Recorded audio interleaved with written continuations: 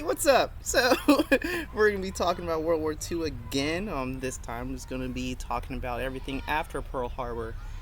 So where we left off, Pearl Harbor was destroyed. So almost about 3,000 people died, especially with more than half or about half dying aboard the Arizona. And so some other notable people, the Kenneth Taylor and George Welch, they two pilots who took off in P-40s to attempt to defend the harbor. And so then we also, of course, have Dory Miller, who was the first African American to shoot down an aircraft in World War II, the first African American to operate a weapon in combat, the first African American to have an aircraft carrier named after him after the fact. And so he was also the first African American to get the Naval Cross. And so some cool stuff there, cool little tidbit for you. And so we also have the battleships. And so the Japanese believe that they pretty much decimated the whole entire naval fleet at Pearl Harbor, but they forgot there's oil fields and the fuel. And so they left those alone. So America was able to get back in the game pretty quickly. And so Arizona's completely dismantled, left where it blew up. And then you got the Oklahoma, who was righted, and they attempted to salvage it. They sailed it off to try to get to California, then about 540 miles off to the east of the Pacific, in the middle of the Pacific Ocean. There was a storm, it sank, and now it's at the bottom of the Pacific. So then Utah was right after capsizing. Most of the crew members were removed for burial. I believe there's still about 58 more still down there. And then she was never returned to service. You also have West Virginia, Nevada, California, Tennessee, and Maryland. Those were all repaired and sent back into service about 6 months later or so.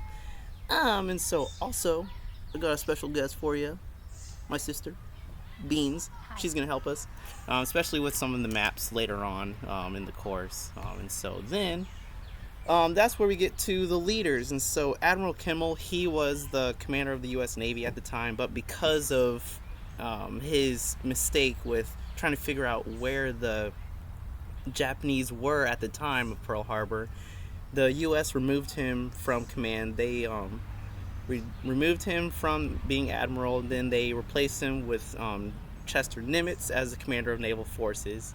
Also, some notable people, George C. Marshall, he's in charge of the Army forces, and then also Alexander A. Vandergrift, he was in charge of the 1st Marines at the time.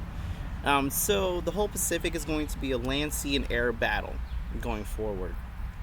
And so that's when we get to the invasion of the Japanese invasion of the Pacific Islands. So at first, we believe that America kind of got right back into it, and they started just fighting back. Well, no, Japan kind of just ransacked the whole entire Pacific Islands.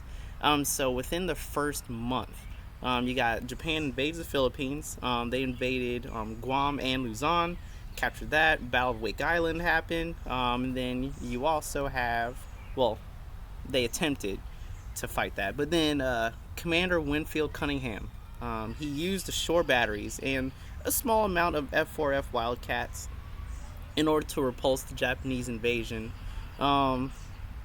Basically, he ended up sinking one destroyer, the Hayate. He also had a couple F-4Fs actually sink the destroyer Kisaragi. So then, I got a notification. Jeez. So then, you also have some notable people during that battle. During the Battle of the Philippines at the time. So Boyd Wagner, aka Buzz, he was known as Buzz Wagner because he would always buzz the tower when he was doing pilot training. He was super into acrobatics, and he would try to fly as low as he could to the ground. During that time, he shot down 2 Japanese pilots in a Ki-27. He ended up pulling up into the sun, which was a kind of a common German tactic during World War I, where they pull up into the sun so then anyone behind them couldn't see them, so then they would kind of do like a half roll coming behind them and shoot them down. That's exactly what he did. He got in behind the Japanese as they were pulling up, ended up shooting both of them down. Later on, he also attacked with his friend. He ended up he ended up attacking a Japanese airfield at the time, or a captured airfield at the time. Um, his friend ended up basically trying to strafe the airfield. A anti-aircraft battery actually shot his plane. His plane ended up engulfing in flames, but he continued his run and ended up crashing about a mile later, further on into the airfield. And then Wagner, he ended up actually finding a Japanese plane that was taken off. He ended up slowing his plane down, and then the Japanese overshot him, and they shot that one down. Then he ended up flipping over. He saw another Japanese aircraft, and he ended up shooting that one down too. And so, super cool guy. You should definitely look up some information on him. He has got some cool stories. And then December 23rd, too many Japanese were on that island, so the island ended up surrendering after ammo reserves ran out on Wake Island. So then Hong Kong falls. So we got all that stuff going on within the first month alone. So then by January, Japan captures Manila, and then that was when MacArthur, he ended up retreating his troops back to Bataan. And then that was basically the last line of defense for the Philippines. And so then the U.S., they then begin to fight back, but the momentum of the Japanese were way too much. And so Japan laid siege to Bataan or at Manila, and so they ended up cutting off the resources. And so basically it was just a logistical nightmare, and also because the dense forests, the terrain, the swamps and everything. So then that happened. Then by January, the Battle of Balikpapan in Borneo, that was going on. The destroyers USS John Paul Jones and John D. Ford, they entered Japanese-controlled waters in Borneo, and then ended up sinking about 4 to 12 Japanese troop transport ships. So that was kind of our first success, I'm guessing Japanese. But then by February, you also have the Battle of Makassar Strait. So that was where American, British, Dutch, and Australian, there's a strike force called the ABDA strike force. They were attacked by Japanese aircraft. The ships had to turn back and for repairs, but then that allowed the Japanese to capture that strait. Then you also have all these things like Japan captures Singapore. They drove off the ABDA strike force and then captured Bali. The Battle of Java Strait. That was the most U.S. naval losses of the entire war so far since Pearl Harbor. And basically, the ABDA strike force attempted to halt the Japanese invasion of Java, but that didn't work. 5 Allied destroyers ended up sinking. And then, by the day after, 2 more destroyers were sunk at the Battle of Java Sea. And then the task force was basically just disbanded. They were like, we're done. We're leaving.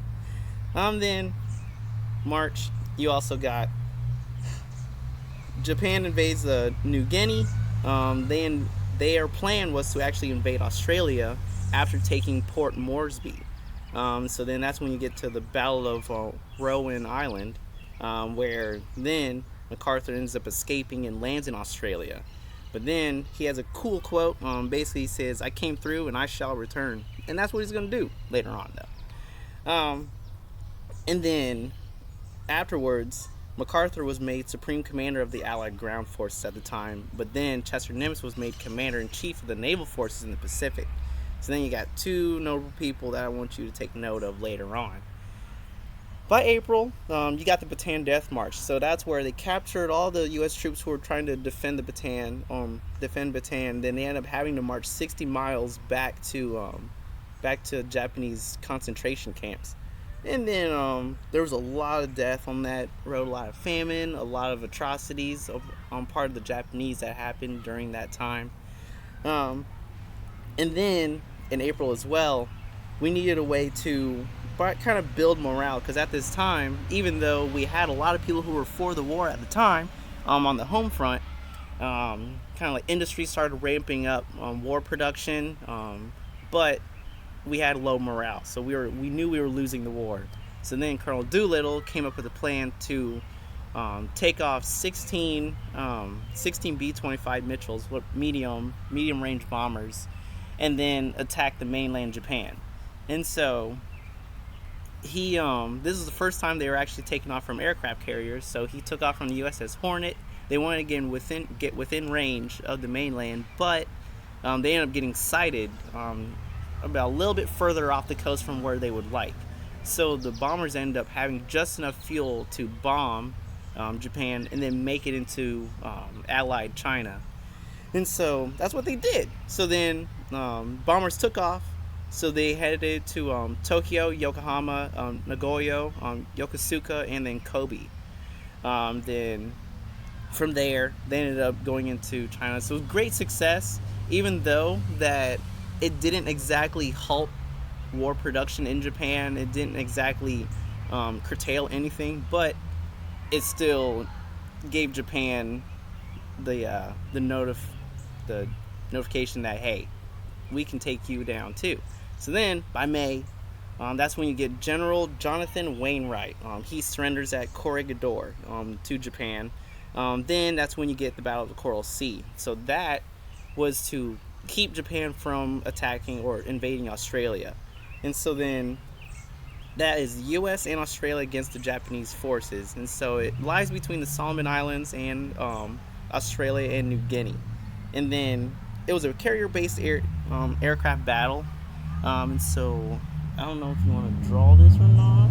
So yeah. So then draw Australia down here like a little blob.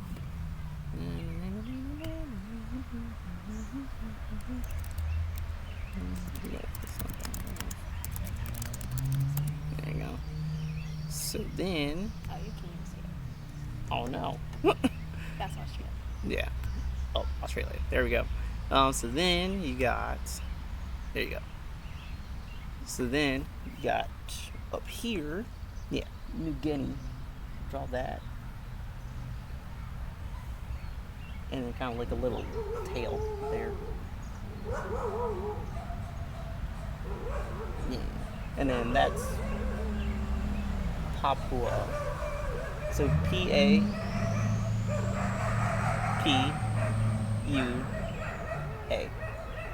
And then New, and then Guinea, like a guinea pig, but without the pig.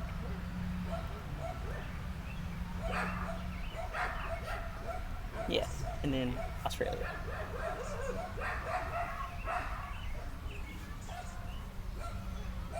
Ooh. So, yeah, there you go. You got that. So then the Japanese forces, they were coming through this front part. So just draw three little ships there. Oh, this one. Oh. Yeah.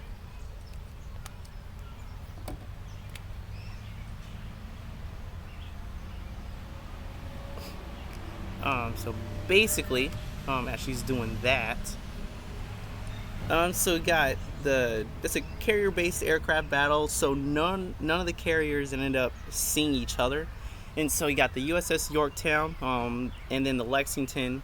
Both of those were damaged. So then you also got the Shukaku and Zuikaku. Those were also knocked out of the war. So then you got the American ships, one there, one there. Yeah. But the USS Yorktown, it was damaged, but it was salvaged. The Lexington, though, it was hit by multiple torpedoes by Type 97 Kates. And so then it was scuttled, and then it actually ended up sinking after a night of being on fire. And so it just kind of stayed there. And then there's actually pictures on it too, which is really cool. So then the day after, it finally sank. But then it was basically the largest naval battle at the time, up until the Battle of Leyte Gulf. But it was a tactical victory for Japan because they knocked out two of our carriers at the time. But then it was also a strategic victory for us, for the U.S., because Japan ended up retreating back from Port Moresby, and their plan to invade Australia was a failure. And so then you also got so you got Japan right here. Oh, my gosh, it's so far. Oh my god. So then you got Japan, which is right here, yeah, right there. They were trying to attack, capture New Guinea to invade Australia. But then you got the U.S. ships right there, who then sent aircraft to attack the Japanese. So there you go. There's your map. So then you can erase it. Yeah. So then that's where you get to the Battle of Midway. So I'm sure some of you may have heard of the Battle of Midway. Happened amongst 3 days. So June 4th. So basically, Japan needed to attack Midway because then with controlling Midway, they basically are right smack dab in the middle of the Pacific. So then they could pretty much control where they send their planes throughout the Pacific. So they used a code called AF. And so then over time, the U.S. started to take hold or started to think, wait, why are they using AF? Where is AF? So then they thought, what about Midway? So then they sent out a message saying, hey, we're low on water. AF's low on water. So then that's when Japan was like, hey, AF's low on water. This is a good thing. Well, then the U.S. was like, got you. Because the U.S. designated Midway as AF. So that's how they found out that they were actually coming to Midway. But the U.S. didn't know where they exactly were. So then... you don't have to draw this one. Oh, yeah, okay. yeah. So then, while they were on the way back from an attack, I'm gonna back up. So then, the U.S. didn't know exactly where the Japanese were. So then, they sent out scout planes, and the scout planes, so PBY Catalina, ended up finding where the Japanese were, radioed back where they were. So then the U.S. on the first day sent out, They sent out TBD Avengers, armed with the Mark 14 torpedo. So some issues with the Mark 14 torpedo is the fact that it malfunctioned a lot. So it either exploded on impact with the water, it didn't explode at all, it was too deep or too shallow. So they all knew that the torpedo was faulty, but the U.S. used it anyway. So then that's where, oh my gosh, there you go. So then that's where you get the first day. So the first day, the U.S. sends out a crew of torpedo bombers. They attack the fleet. Nothing happens. The whole entire faction of torpedo aircraft are completely gone. They were all shot down, I believe, except one. So then, that's when you got where am I at? Yeah. So then that was the Suryu. So there's the Suryu, Akaga, and Kagi. And then the Suryu, Akaga, Kagi, and then the Hiryu. Yeah, so that's where it is. So then, afterwards, the Japanese, they were like, oh, now we know where you guys are at. So then, as the Japanese flew off, so then they attacked.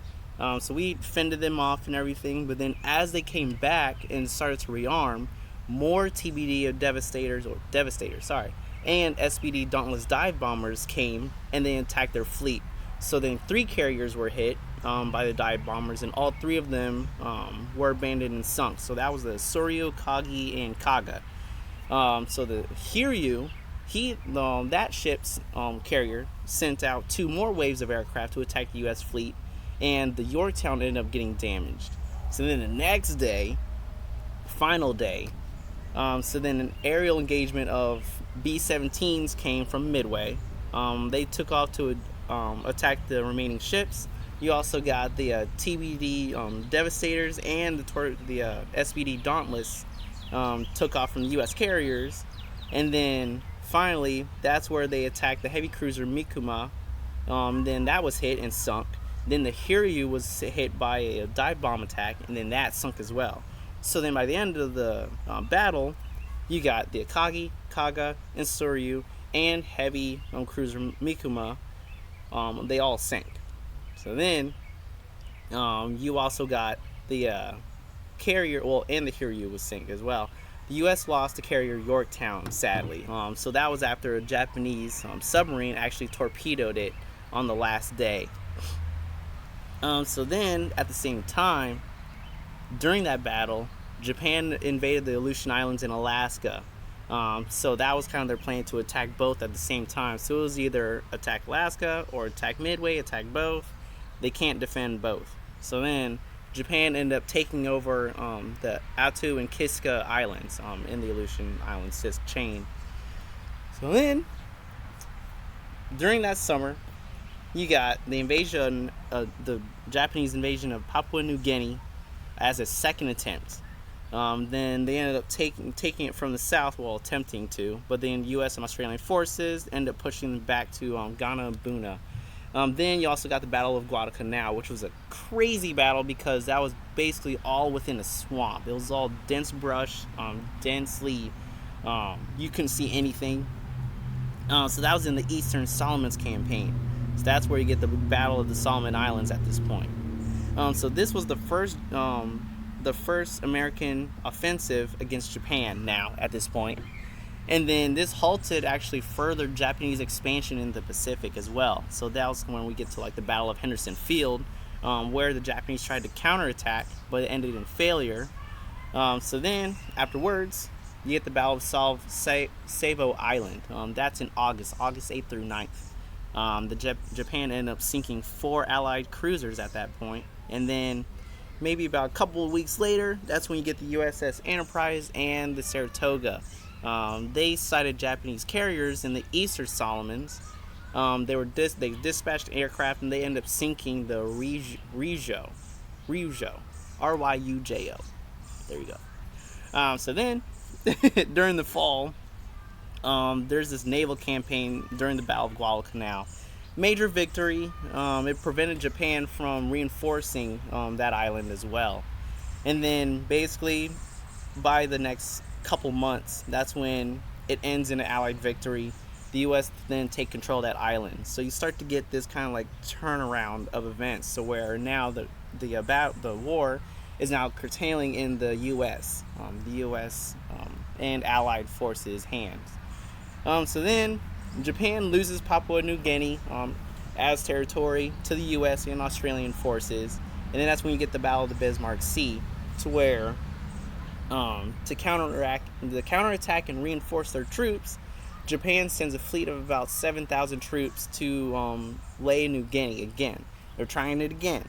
Well then, because there's a U.S. torpedo group in the area, they were sent out to attack that transport, and Japan lost 4 destroyers, the Isashio, the Shirayuki, Arashio, and the Tikatsukadze. Yeah, and 8 more transport.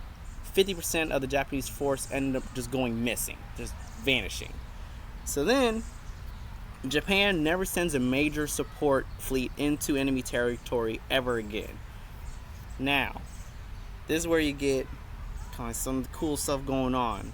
So then, the U.S. Army Air Forces and Australian Royal Air Force, they decimated a 16-ship supply convoy that was supposed to reinforce New Guinea after that with low-level bombing and skip bombing. So it was kind of a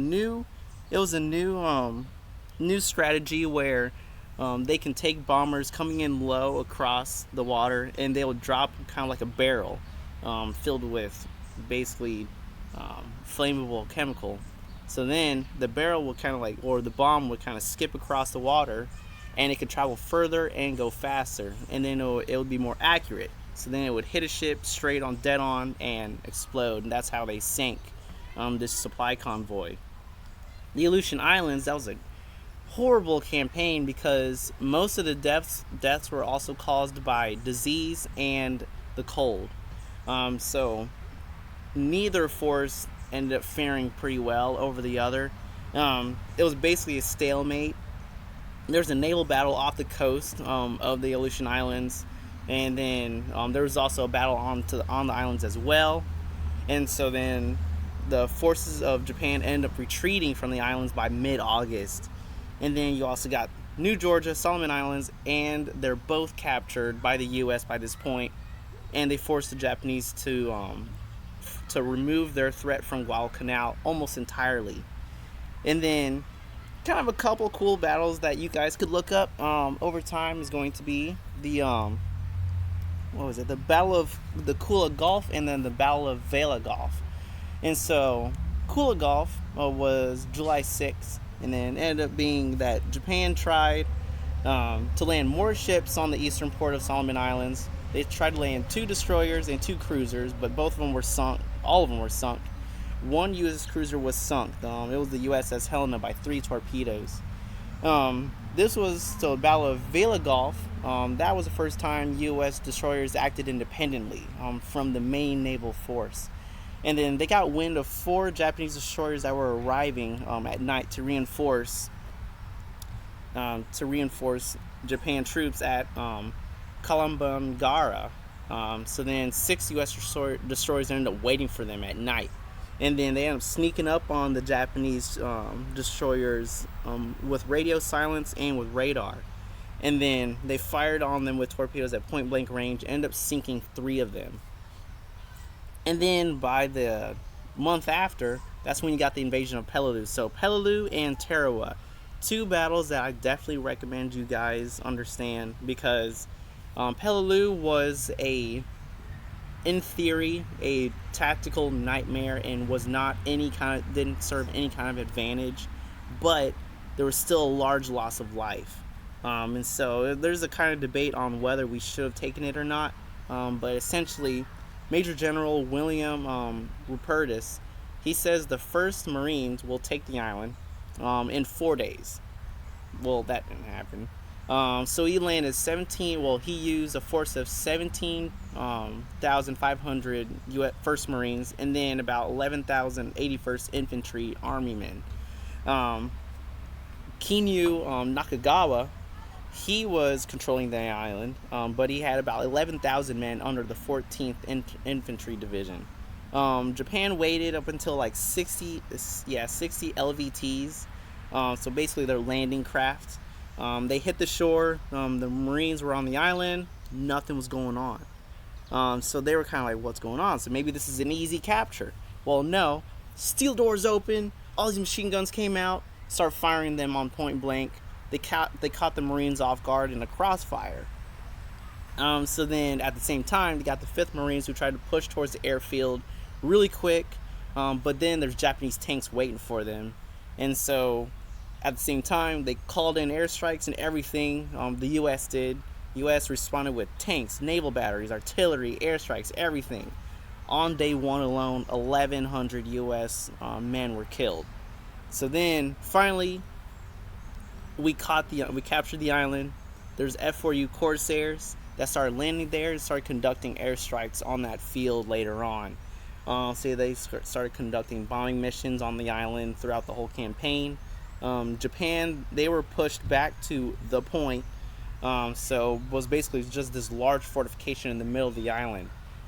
So then, to capture that, it took a large amount of casualties. After the point was taken, you got Bloody Nose Ridge, which was the last portion to be taken by the 1st Marines. Basically, it was this ridge where the Marines were caught in the middle of it.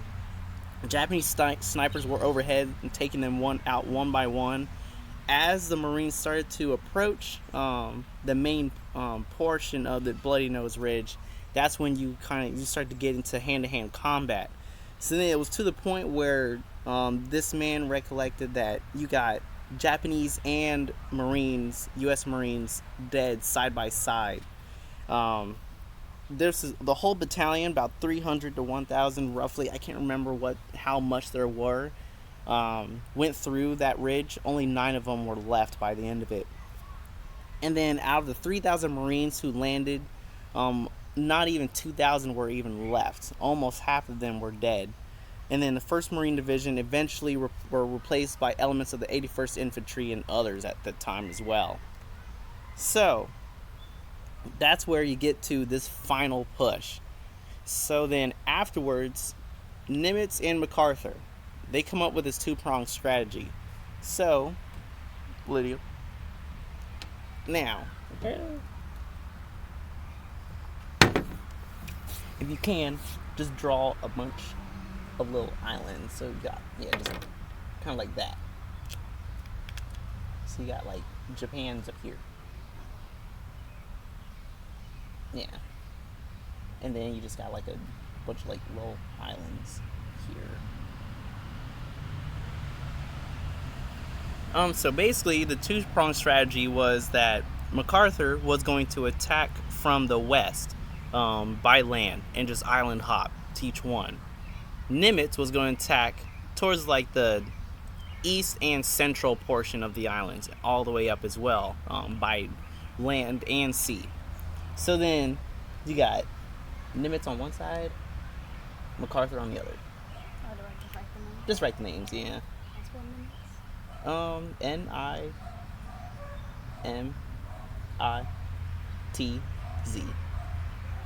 And then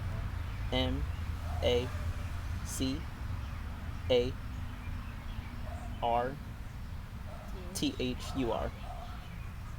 Alright, so you got, well, let's use a, so you got Nimitz, who's going to attack through the middle portion. You can just draw like an arrow. Yeah.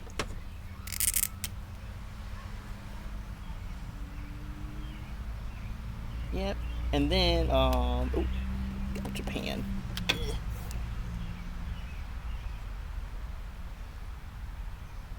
Cool. Then, you also got MacArthur, who's going to then attack this long part off to the west side. Yeah. So there you go. So then you got, MacArthur, he's going to attack from the west and just go up, just island hop all the way up towards Japan. Nimitz is going to start capturing islands, and also he's going to come up through the central portion and attack all the way up. Then by the time they get to the invasion of Japan, they're just going to meet all upon these islands, Okinawa and Iwo Jima essentially, and then they're going to go from there and then invade Japan. So that was the initial plan. Now, I'm going to get to something else.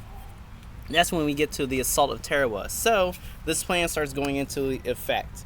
And so, Nimitz, he was going to knock out Japanese and naval and land-based power on the Marshall, Gilbert, Caroline, Mariana, and Philippine Sea, and then through the Central Pacific with invasions on Tarawa by the Marines, and then Macon by the Army. MacArthur, on the other hand, he was going to focus on the southwest and then go up that way with the Western Solomons, New Guinea, and he'll invade the Philippines through New Britain. So then, November 20th through the 23rd, you got the assault on Tarawa. Nimitz, he then begins his push towards Gilbert Islands at a tiny atoll, Tarawa, which is a very small island, about 800 feet in wide and then about 2 miles long. So you could literally just see the other side of the island. The person who was controlling it was Rear Admiral Keiji Shibazaki.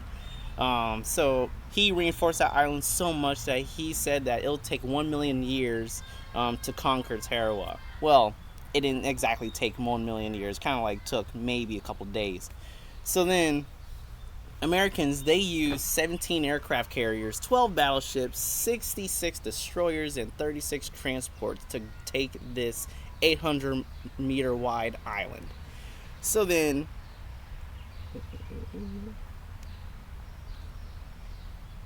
you got the 2nd Marine Division and the 27th Infantry Division with a controlling force of about 30,000 U.S. troops versus about 3,000 Japanese defenders. Complete overkill. You got 1,200 Korean laborers and then another 1,000 Japanese laborers on top of that, 14 coastal guns and 40 artillery pieces, which were covered by 500 kind of like makeshift barriers. So then they arrive, the Marines and the infantry arrive on the island, complete and utter bloodbath. Right on arrival, as soon as they dropped the hatches, that's when it was complete mayhem. You got guys who are dying within the landing craft, guys dying on the island, guys that are not even in the landing craft getting hit by artillery pieces and dying on the ships further out. So then, because they dropped the troops off 800 meters from the island itself, they had to wade through the water. So imagine trying to wade in about 4 feet deep worth of water all the way up to the island while at the same time getting shot by machine guns. Crazy. So then 1,500 men die before they even reach the shore. So the USS Linscomb Bay at the same time was then sunk by a IJN submarine. What was it? I-175. And then in total, roughly about 3,500 Marines were killed during that battle versus about 4,500 Japanese soldiers. You guys can actually find footage of this battle online. I believe this is the first battle that was actually filmed where you can see the U.S. troops actually firing on Japanese troops within the same frame. I'll post that link to the video as well.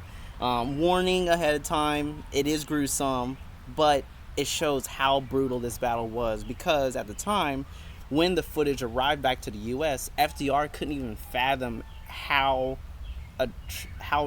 destructive it was that he couldn't even send it to the public. Eventually he was like, the public needs to know this battle, so he released it to the public. So then at the same time, of course, back on Peleliu, Bloody Nose Ridge is finally taken. So then back on Peleliu, Nakagawa, he committed ritual suicide. The 1st Marines suffered about 6,500 total casualties in the 30 days of trying to capture that island. The 81st, they suffered another 3,300. The Japanese, though, 10,600 people died. So that's a crazy number. There was actually a division of troops. You could probably look this up too. The division of troops were kind of hid in these caves up until 1947 after the war. And there was an admiral who came by, and he had to convince them that the war was over. They were so far removed. So then, now by this point, because of the amount of casualties they suffered, the 1st Marines were taken out of the war up until Okinawa. So here's where we get to 1944. Things start to take a turn. So then, January through February, you got Roy Namor and Kwajalein. They fall to the U.S. Marshall Islands are then taken after that. MacArthur then takes control of the Admiralty Islands. Then by this time, you also voice cracks. So then, by this time, because we're now capturing a bunch of these islands, we're now within flying distance to Japan. So then that's when we get B-29s. So B-29s were then developed. It was a high-level bomber. This was the first bomber to have pressured cabins. So then that's when we also used MAS for high altitude as well. But it was also a very long-range bomber. So then that was the largest bomber at the time, actually. So then we started firebombing or bombing mainland Japan, strategic bombing certain points in mainland Japan. Then that's when we start island hopping. So the U.S. invades Saipan at that time, and then captures that. The Battle of the Philippine Sea happens as well. So this is called, I'll get to that later. But basically, U.S. Vice Admiral Mark Mitcher versus Vice Admiral Jisabaru Ozawa. So basically, the reason was to take control of the area, which then meant controlling Saipan, and then the waters south of Iwo Jima and the Bonin Islands. And so by doing that, he then pushes the U.S. back from threatening Japan. So between like 9 to 11 F-6F Hellcats now were shot down, and then roughly like 50 land-based Japanese planes were then shot down as well. Between 75 to 350 Japanese carrier aircraft were then shot down by those F-6F Hellcats. Taiho, which was Ozawa's flagship, was then sunk. The Shikaku, so you got the Shikaku and Zuikaku. So those two aircraft carriers were present during the Pearl Harbor attack. Shikaku was then sunk during the Battle of Saipan. or the Battle of the Philippine Sea, as we all know.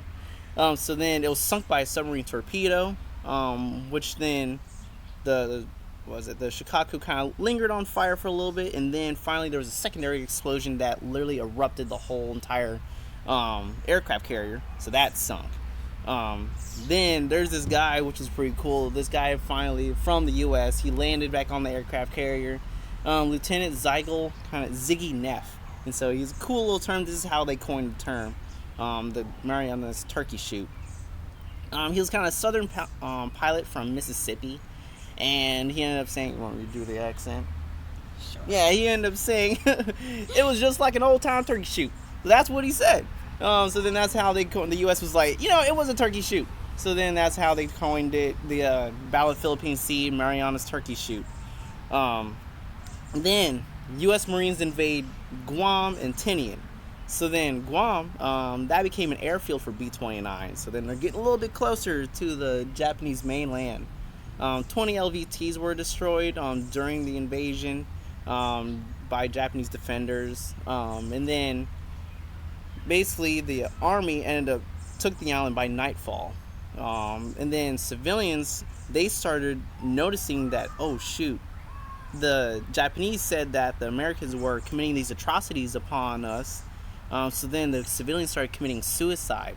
So that's when we had to get on the intercom and tell them, hey, stop doing that. We're not here to kill you guys. General Takashi Takashina, he ended up sending 19,000 troops into the battle. So they all got drunk off sake, and then they all did bonsai charges. So then they fixed bayonets and then just ran at us.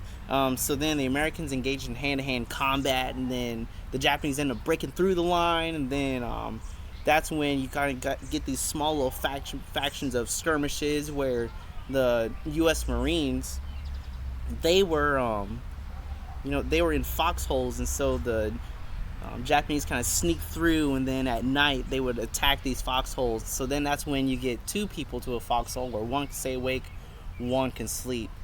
So then over time the U.S. Marines started gaining the upper hand. General Hideyoshi Obata, he retreated into the mountains of Guam and resorted to guerrilla warfare. 3 Marines were ended up killed in an ambush, but otherwise they took the island. But one guy, there's another thing. Sergeant Shoichi Yokoi, better look him up. Cool story.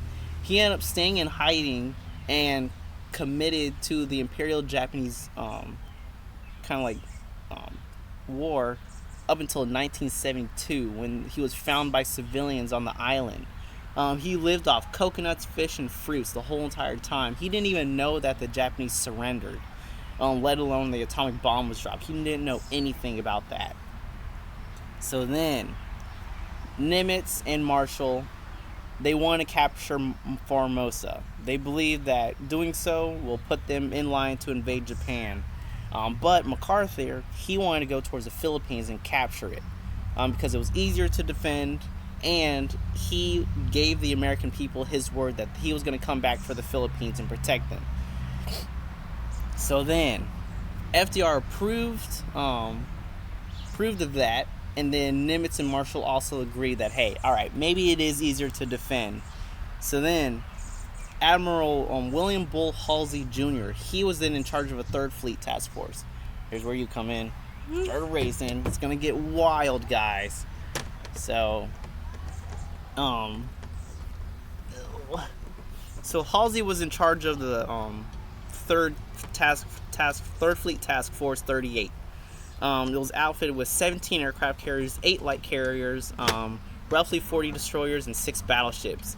Now, one of these battleships was included as the USS Missouri, which was the largest battleship at the time, second to the Yamato, I believe. The 7th Fleet was under Vice Admiral Thomas Kincaid, who was tasked with supporting the invasion itself. So then you can right in the top corner, Halsey and Kincaid. And just small in the top corner, I guess, Halsey.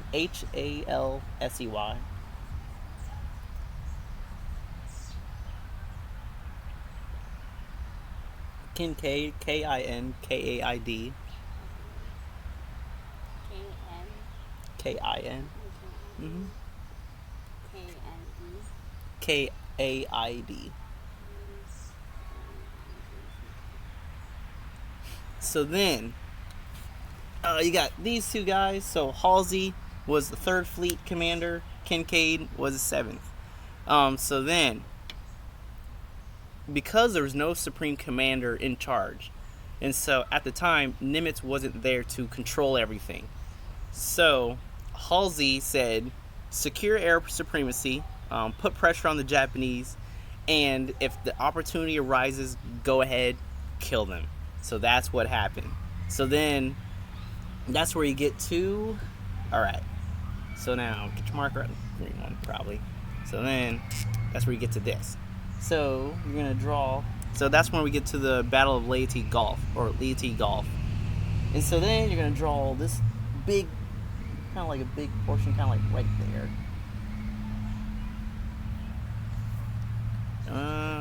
And then you're going to draw like a bunch of little, like, circles down there.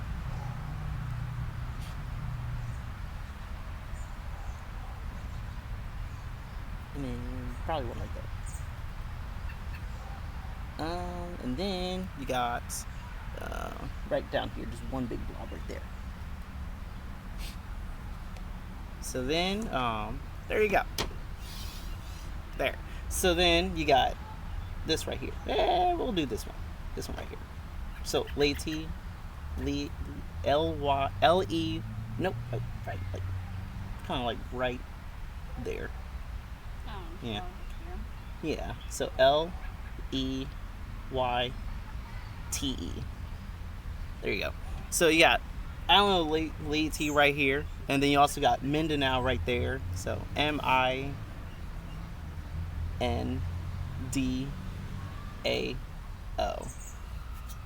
So then, not sure if you can tell.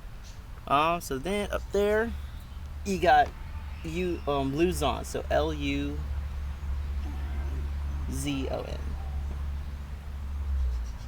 Alright, cool. So then, you got the 7th Fleet down here. So, that'll be Kincaid. So just write Kincaid right there. I'll probably do it in blue.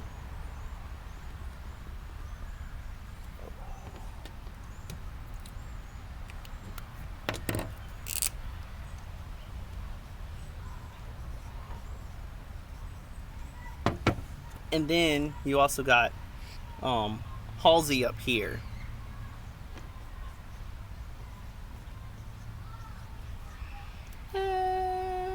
Maybe a little bit lower right there. Yeah.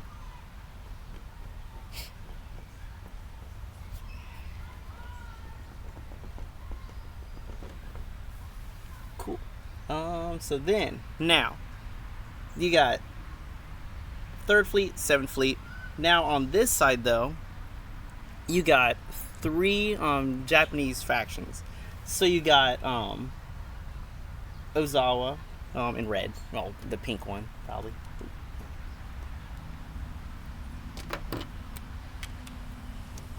So you got Ozawa up here. They're probably right over there, yeah. Ozawa. And then you got Shima down here, I think. Then you got Shima and then Kurta. So Kurita. Yeah. So then you got Shima's right here.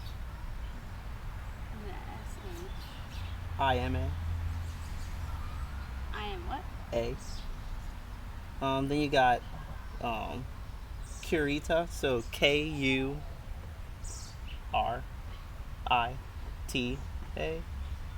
and then Nishimura, so Nishimura.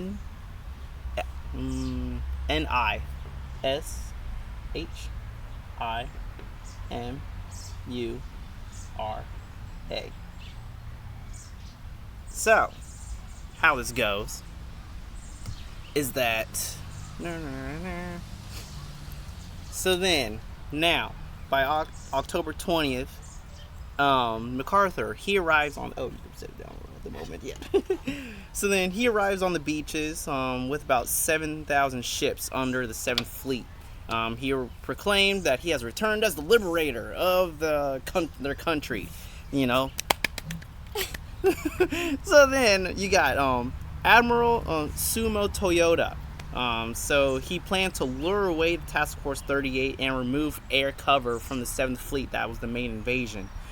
So then, with 3 naval forces to the northwest and south to converge on that 7th Fleet. So then, there you go. So his plan was to have these 3 naval forces. They were going to also converge on Kinkaid. Well, he was going to force Halsey to retreat up north to take that air cover away, because Halsey was just in charge of air cover for Kinkaid. He was not going to encroach on what his job was. Kinkaid, on the other hand, all his job was to support the amphibious landing. Issue, though, is that Kinkaid was not ready power-wise for a full-scale naval battle at sea. So now, this plan was called the Show 1. So, now, this is where you get to the actual battle itself. This is also by this time, Japan was losing resources. Their mainland was getting bombed by B-29s. And so, what's going to happen? They don't have enough planes to take off. They don't have enough ships, and they need oil and fuel, and they don't have enough pilots, experienced pilots, because all of them were killed in the months from Pearl Harbor up until now. So what do? This one guy, I forgot his name, but then he brought up to the military command that, hey, we have a fighting spirit. I believe it's called the Kokutai or I think Kokutai or something like that. So basically, it's the fighting spirit of the Japanese.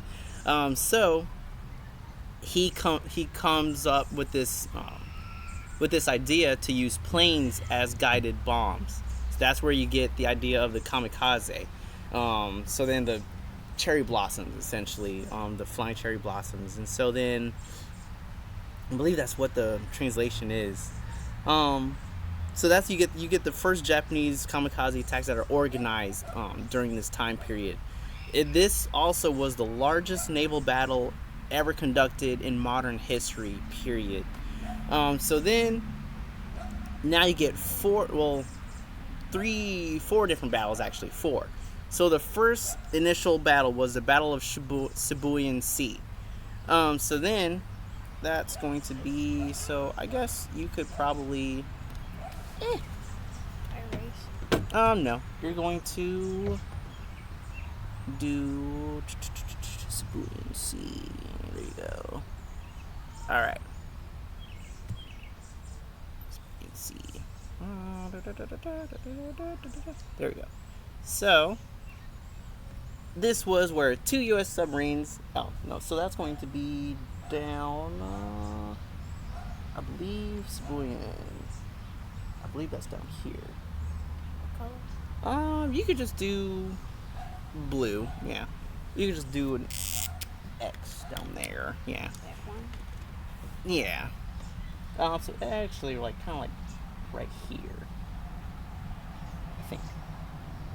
So, yeah, you could just do that. Yeah, basically. So 2 U.S. submarines, they found Kirita's central force. Kirita, he was going to attack through the middle, and attack the Kinkaid's force.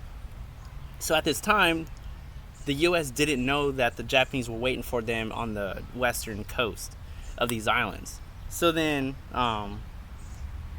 the submarines, they found Kirita's central force and sunk 2 of his heavy carriers, heavy cruisers. He alerted the American fleet, and the Japanese fleet was alerted too. Game on now. So then, now you got Kirita. He sent an air attack to to the USS Princeton. So he sent that aircraft carrier up in flames. It was a light carrier. USS Birmingham was then under attack while fighting the Princeton's flames at the same time. They pulled up alongside the Princeton at the same time firing on enemy aircraft. The American Air Force was then inflicting heavy losses on Kirita's fleet. So then he decided to give the illusion of retreat. So then, I'm going to take a red marker or the green one. So then, Kirita approached this way, that way, and then he started to go out back west. Yeah. So then, he gave off the illusion, but that wasn't what the Americans believed. So, he decided to join up with Shima, Shima's troops. You don't have to do anything about him. Yeah. He decided to join up with Shima to reinforce his fleet. So then, he attempted to get Halsey's attention to lure him away. So then, Ozawa, at the same time, sent up 78 planes. So Ozawa, now you can just do like a little line down here. Ozawa sent up 78 carrier-based fighters and dive bombers, who then attacked Task 38's aircraft. So then Task 38 sent up their aircraft. So there was an air battle, kind of in this middle area up to the north. So then, you could do like a little X up there. Yeah. So then, at the same time, so Halsey got a notification that, hey, these aircraft are coming from the north. That's where Ozawa's fleet is. We need to go meet them head on. That's the main fleet. So then Halsey now is trying to figure out what to do. So he could either divide his force in half and face Ozawa and defend a possible another attack. Yeah, there you go. Yeah, so there you go. So you got Halsey, who Ozawa sent a faction of aircraft to attack him. So then Halsey sent aircraft. Oh, draw a line, a blue line. Halsey sent naval aircraft to attack as well. Well, that's how he knew that Ozawa was then up north. After that, he decided either he could divide the troops, send his main force up to Ozawa and reinforce Kinkaid, or he could send all his troops up there, or he could then just stay and allow these and just reinforce Kinkaid and allow Ozawa to come to him. So then, by October 25th, that's where you get the Surigao Strait. So Halsey sailed up north. So you could draw a big arrow. Yeah.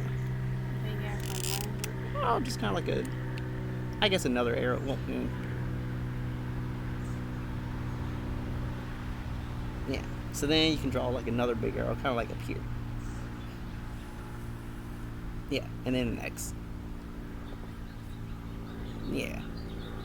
And then a red X. Same place? Yeah. Right here? Mm-hmm. So, now, Halsey then sends his whole Task Force 38 up to Ozawa to meet him head on. At the same time, what happens now? Kinkaid is left all alone. So, like I said earlier, his 7th Fleet is not made for a naval battle at this time. So, then at that night, Nishimura encountered the 7th Fleet. So Nishimura, red line. Yeah. So Nishimura comes back around this underside right here to attack Kinkaid from the south. So then, the Japanese inflicted heavy losses. The Japanese encountered heavy losses by attacking them, and that's when Nishimura ends up dying. So he's out of the battle. So you can kind of like draw a line through him. Yeah. There you go. Nishimura's out of the battle. And so then, at the same time, Shima, then you could draw a line back here and then kind of like curve back around. So Shima understood that there was a battle going on, so he needed to reinforce Nishimura. Yeah, and then just turn it back around. but at the same time he retreats because he was way too late. So then you got the Battle of Samar at that time. So then at Cape Engano, what was it? Halsey, even though he attacks Ozawa up north, just northeast of Luzon, just right up here pretty much. Oh, there's another person. So then Ozawa's aircraft, even though they attacked Halsey, they turn back and they land on the island to get away from any kind of damage that happens. Gotta wait. So basically, they land on the Luzon or any kind of island just to make sure that they're not damaged by the aircraft carriers in case the aircraft carriers are sunk. That's a mistake on Ozawa's hand because he had little to no air cover now. So then, by that time, Ozawa loses 4 aircraft carriers, light aircraft carriers, a number of cruisers and destroyers. One carrier, especially the Zoikaku, that was the last carrier to be to attack Pearl Harbor. That's ended up sinking. So now we're gonna wait a little bit. There's a fire engine coming by.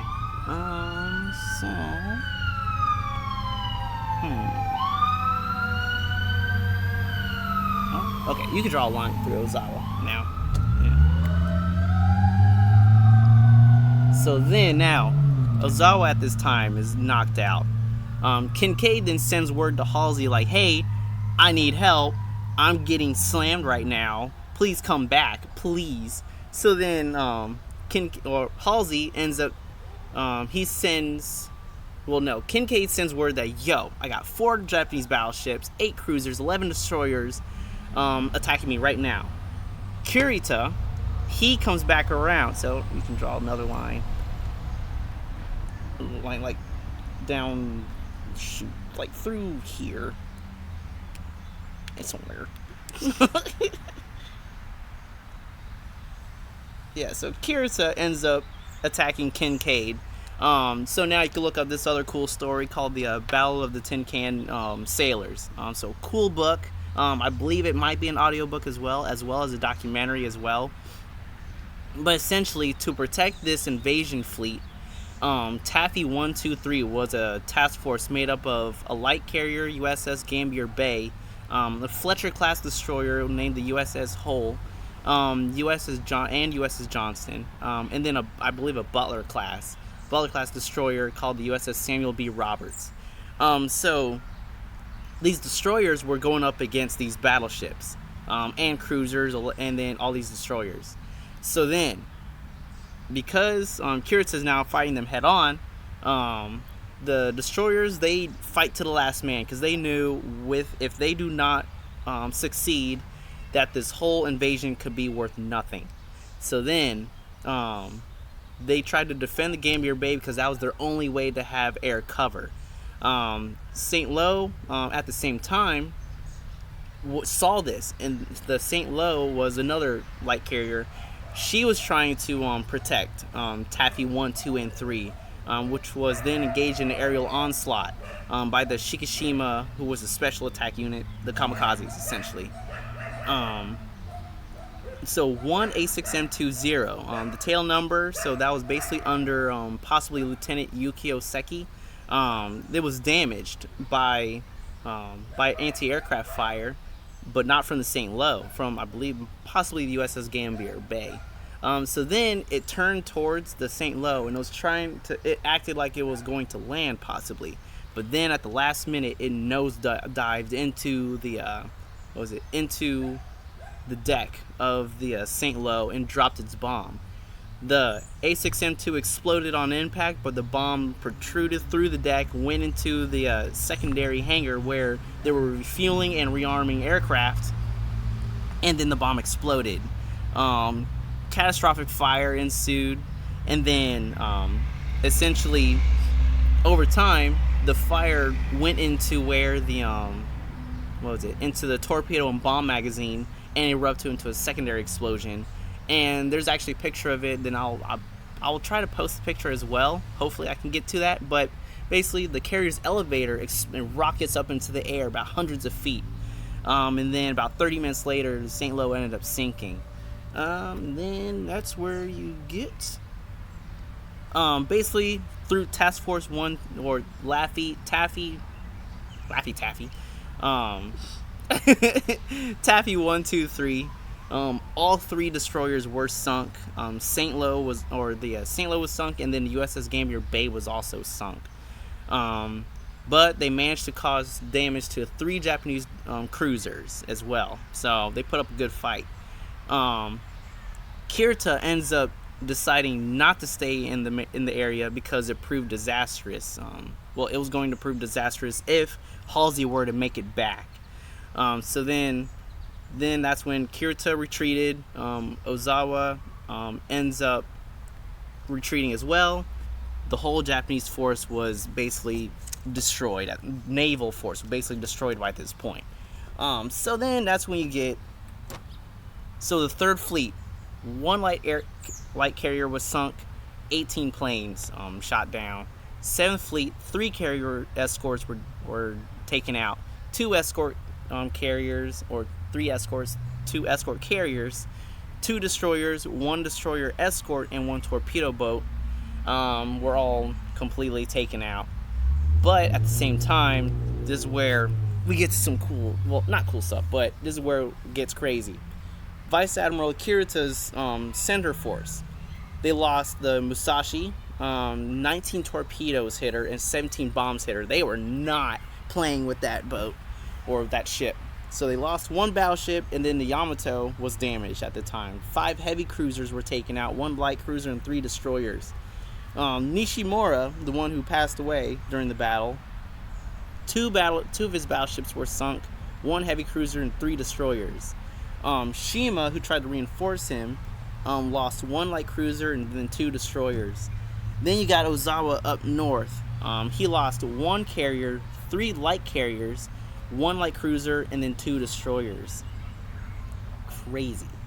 So then, after that, basically, Japan's not going to be able to muster a major naval force throughout the whole entire battle after that. So then, that's when you get the Japanese who occupied Manila. They declared it a controlled city, but then it was proclaimed an open city by MacArthur earlier on. But then this city also paved the way for urban warfare. So then the U.S. Invaded Mindanao, and so that Mindanao was down here. So then they invaded it. So this is kind of where we get to the Battle of Manila. Basically, the U.S. came in with, I believe, it must have been, I can't remember how many, but essentially,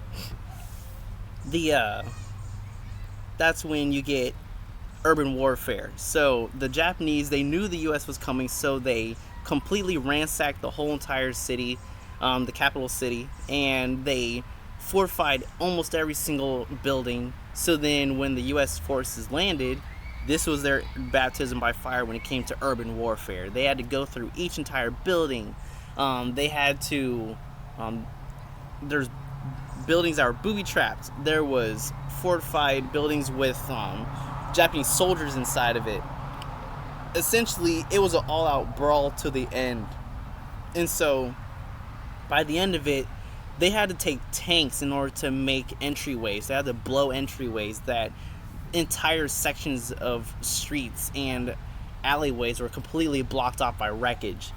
So by the end of it, about 4,000 Japanese troops were dead or wounded, and about 1,000 U.S. casualties happened. But this urban battle set the precedent for tactics when it came to urban warfare in battles such as Fallujah, Baghdad, and then the Battle of Seoul during the Vietnam War, I believe. So then after that, the capital of the Philippines was almost completely destroyed, but we liberated Mindanao. But then I'm gonna stop there, because then from then on, now we're gonna get to the island hopping campaign. So that's where we're gonna get to where We then invade Okinawa, Iwo Jima. We start getting to mainland Japan. So then it's going to come to two choices: invade Japan or blow it up. But I'm going to talk about that next time. So then it's been about an hour, but essentially I'm going to get to some grading today. Hopefully I get to it, but otherwise, you guys enjoy the weekend. It's Father's Day, so anyone who is a father, happy Father's Day. Everyone, thank Beans for helping us out here. So then, otherwise, you guys take care. Enjoy your day. Enjoy your weekend, especially. Happy hunting. Alright, well, I'm going to get off of here and then